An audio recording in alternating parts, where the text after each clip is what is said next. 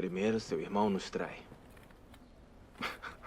Pessoal, já vamos começar falando dos gêmeos, do Arik e Eric. Se vocês se lembram bem, ele está com o Sir Criston Cole aqui na mesma situação em que o seu irmão esteve com Daemon. Quando ele entregou ali a coroa pra Rhaenyra, jurando lealdade, o Daemon também fez igualzinho a ele. Como podemos saber que não compartilha do mesmo sentimento? Eu o denunciei perante o rei. Ele suspeitou que o seu irmão era um traidor, porque não veio junto com ele. E ele jurou a lealdade e fidelidade. E agora, pessoal, o mesmo está sendo realizado aqui, só que agora com o Cole. E é claro, ele já deixa bem claro que ele está indo para a morte. Você irá a Dragonstone e matará Rhaenyra dentro de seus aposentos. Mas, assim como Cregan Stark havia falado no primeiro episódio, o dever é uma obrigação. Deixe que isso Está me aconteça. mandando para a morte. Ou para o triunfo. E assim como as pessoas se abstêm de ter mulheres na Muralha da Noite, a mesma situação acontece com os mantos brancos. Apesar de Cole aí não ter mais nada de puro, ele tinha apenas seu nome e já não tem mais, ele está de certa forma meio que puto pelo que aconteceu, porque ele poderia ter salvado lá o príncipe de Aerys se ele não tivesse no quarto de Rhaenyra. Nós podemos ver isso na cena em que ele olha para o sangue e ele se volta para o lado, como uma negação sobre tudo o que aconteceu. E a história dos gêmeos, pessoal, eu já vou contar aqui logo para vocês. Por que ele se mata no final? Se vocês se lembram bem, ele fala durante a batalha que os dois nasceram juntos. Então, ele com certeza não aceitaria a morte do irmão estando vivo. Ainda mais sabendo que ele matou o seu irmão. Nós nascemos juntos. Você nos separou! Há uma tradição entre samurais e pessoas de alta hombridade, principalmente nos livros de George R. Martin, que matar parentes é um tabu. E ele não queria viver com isso, não com ele. Então, talvez, para ele, o fato dele ter nascido junto com o irmão dele não dá o direito dele ter ficado nesse mundo sem o seu irmão. Então, eles vieram juntos para esse mundo e foram juntos deste mundo.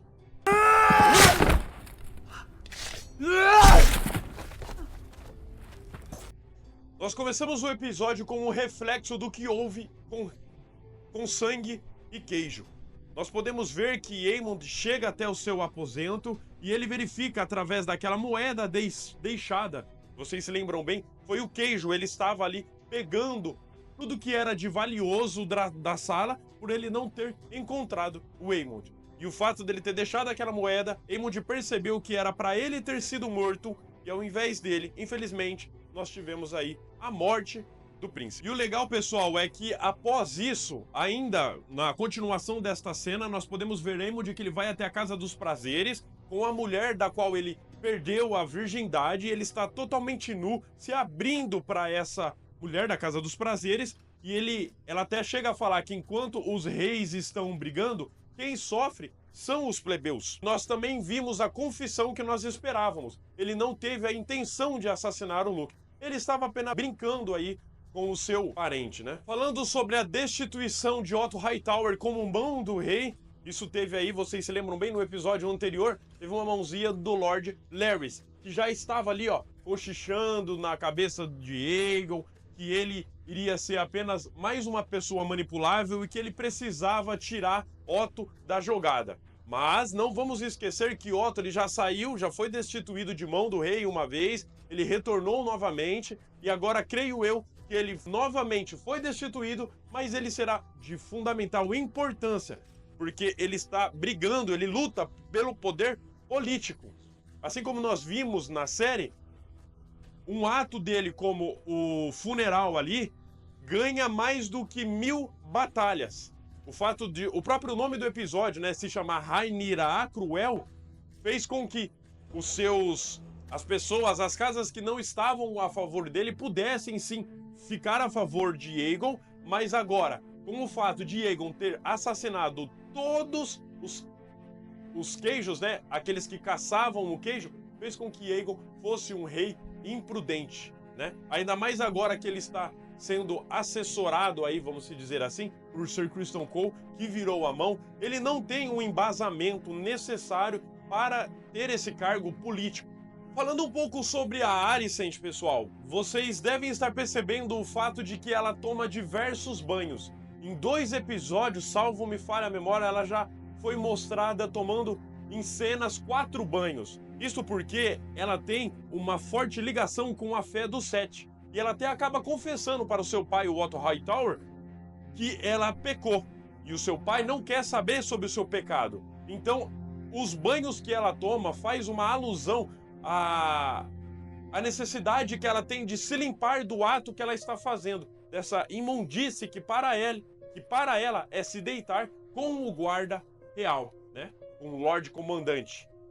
E que agora virou a mão do rei. E que por mais que ela tome esses diversos banhos que nós estamos verificando, ela não para de pecar. Ela continua se deitando com o Sir Criston Cole, que agora é a mão do rei, para piorar toda a nossa situação.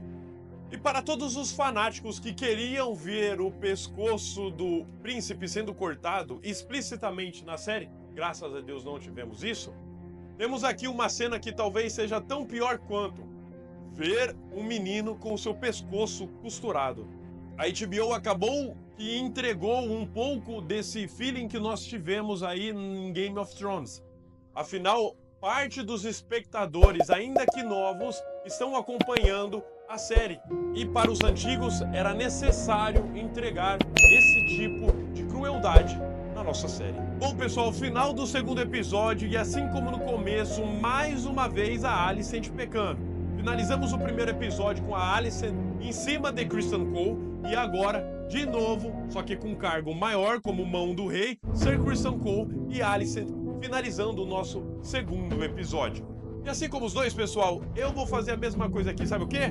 Não é isso não. Eu quero o seu like e o seu comentário. Se inscreva aí, pessoal, para poder continuar acompanhando a análise da 2ª temporada de House of the Dragon. Eu gosto muito dessa série, por isso eu mergulho nesse universo e tento trazer um pouco desse conteúdo, desses personagens, da trama, do enredo, de toda a história aqui para vocês de uma forma resumida e sucinta. Espero que vocês tenham gostado do vídeo. Se inscrevam, hein? Até o próximo vídeo. Obrigado.